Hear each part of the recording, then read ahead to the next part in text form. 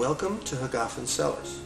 Here we are in the heart of Napa Valley, on the Silverado Trail, at the Weir family vineyard that is comprised of 12 acres of Cabernet Sauvignon. The property was originally purchased in 1986 and originally was planted to Pinot Noir and Chenin Blanc. The winery was constructed in the year 2000 and ready for the harvest that year, and the tasting room was finished in the year 2002. The tasting room is made to be a replica of a Tuscan tasting room. We produce many of the well-known and successful varietal wines produced in Napa Valley, for which Napa Valley is known. We produce white wines which include Chardonnay, Sauvignon Blanc, Johannesburg Riesling, also known as white Riesling. For red wines we produce Pinot Noir, Merlot, Syrah, and Cabernet Sauvignon. We also grow other grapes, one variety known as Cabernet Franc, which we use to blend with Cabernet Sauvignon.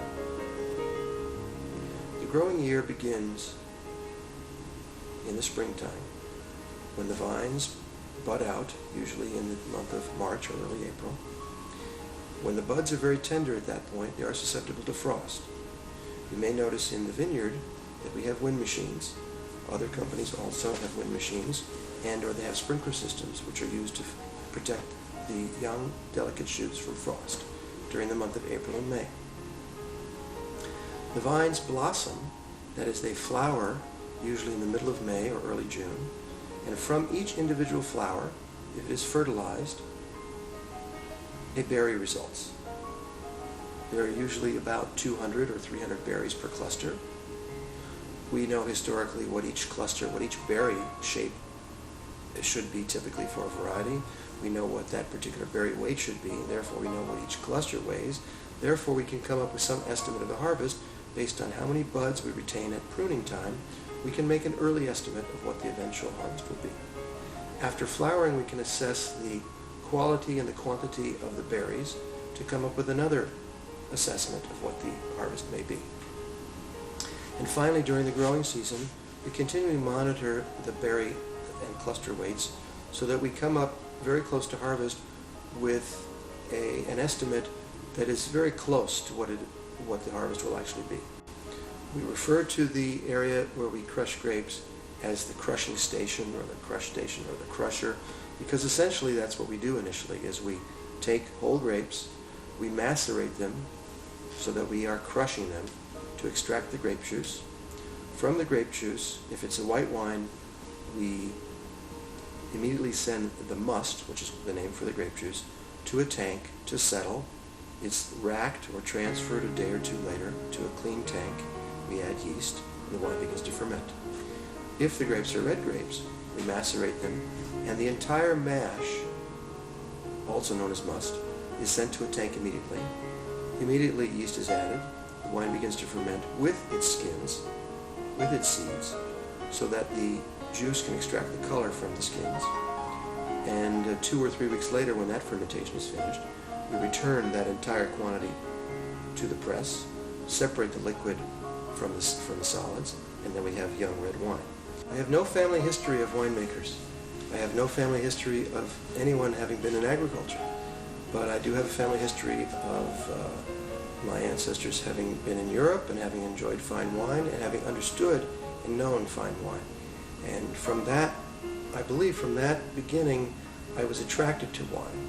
I was also attracted to wine because culturally wine is a very important beverage, and I always thought and realized there was something special about the beverage, something special also about my attraction or my affinity to blessing wine, or understanding that wine was something to be especially appreciated.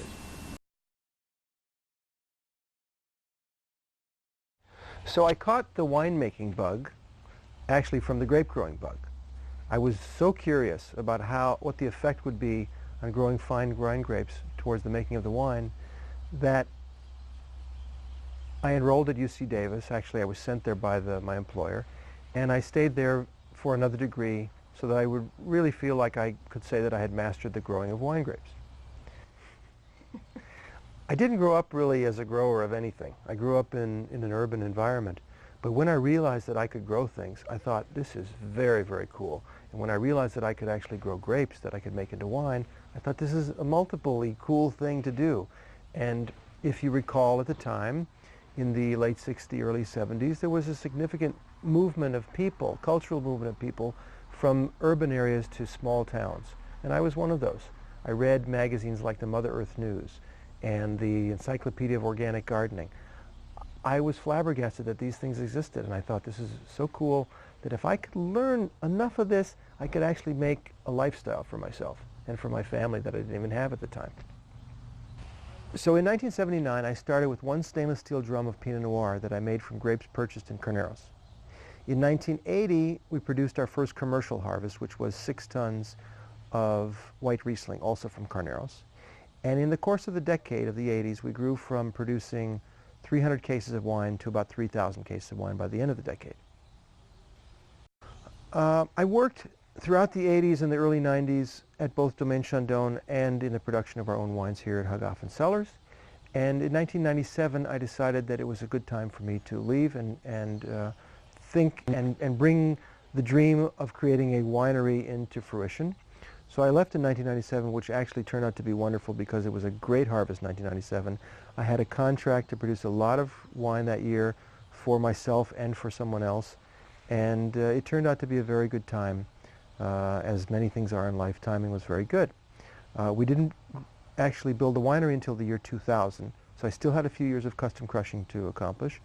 But I was getting pretty well tired of custom crushing all around the valley and having barrels and all these different wineries.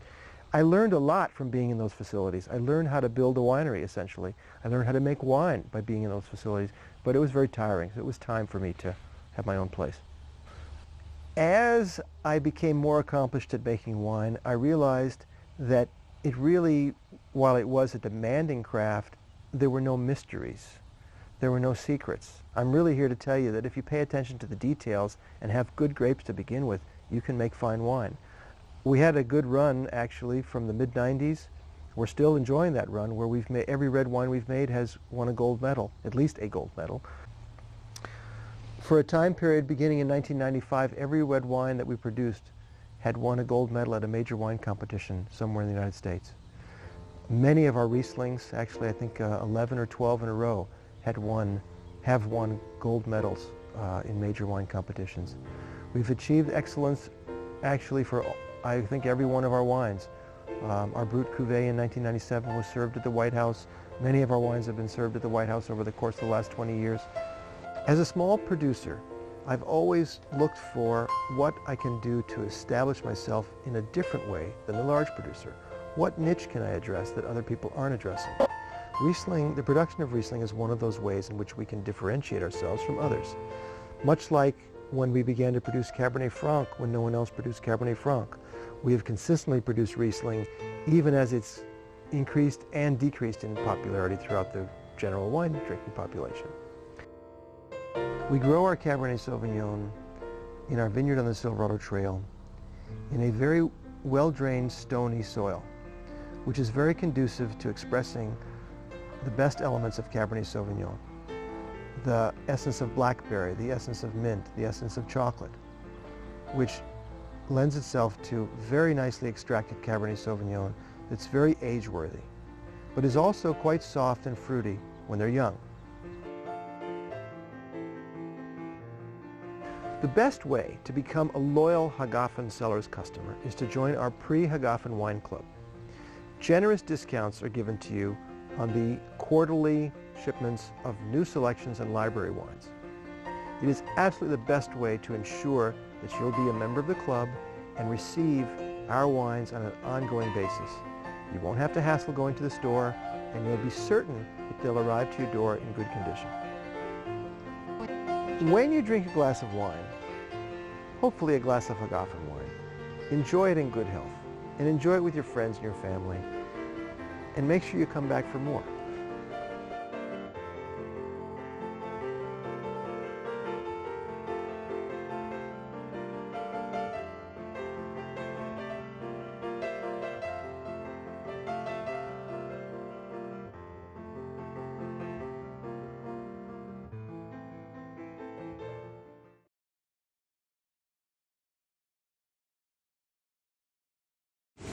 I'm so glad you're taking my picture with my son, the little old winemaker. Hagafen Cellars started as a dream many years ago. I can't remember the lines. I can't remember. It's too. I can't do that. I bought the farm in 1986. You bought the farm? I hope you didn't buy the farm. It's the magic of red wine that kept him going all of these years. I joined the viticultural advisor at Napa College, who was leaving his employment to become the director of viticulture at Domaine Chandon. Is that a real frog? Yeah. Yes, several of them actually. The bullfrog. We can guarantee we don't get them. Many of these wines sell out very Do that one quickly. again. Burp again? Because some things will change, but some things don't have to. Don't say it like me. We age no wine. We release no wine before it's time. You know, in vino veritas, in hoc signo vinces, vini vidi vici. Because some things don't.